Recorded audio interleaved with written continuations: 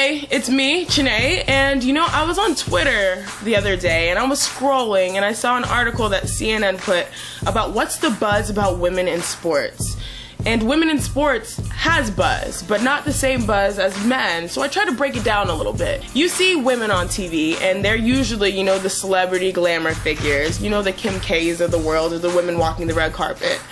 And then you see basketball players on TV like LeBron James. I know we've watched that Vine 100 zillion times. But anyways, LeBron James, you have Dwayne Wade, you have Kevin Durant, you have Russell Westbrook, all those dynamic figures that dunk and slice and dice and everything. And then as a women's basketball player, where do we fit in? Like, where's the buzz coming from? How do we, fit in on TV and mass media and in the national market? It's a difficult situation to address because obviously we're fighting for respect with women's basketball always, and I think that our fans love it, we love it, we're passionate about the game, but that sometimes doesn't translate in mass markets.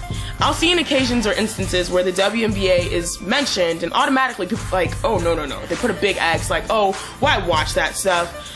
And I say, have you been to a game? Have you experienced a player? Have you met one in person? Do you watch college women's sports? Do you know grassroots sports? Do you know a young aspiring hooper or a young aspiring player?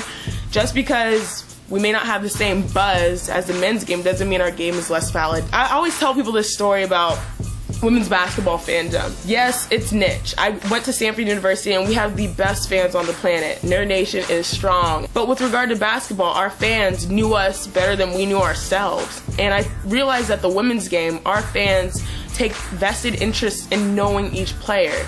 Not just what they do on the court, but also what they do off the court. I think that the media has a difficult time portraying women's basketball players because so far we've only defined ourselves as being fierce competitors. You don't see many people, doing things off the court. I mean, everyone has their own special hobby or interest or doing some remarkable stuff, but they haven't really talked about that as much. They haven't seen the other facets of our game, and our game not being just basketball.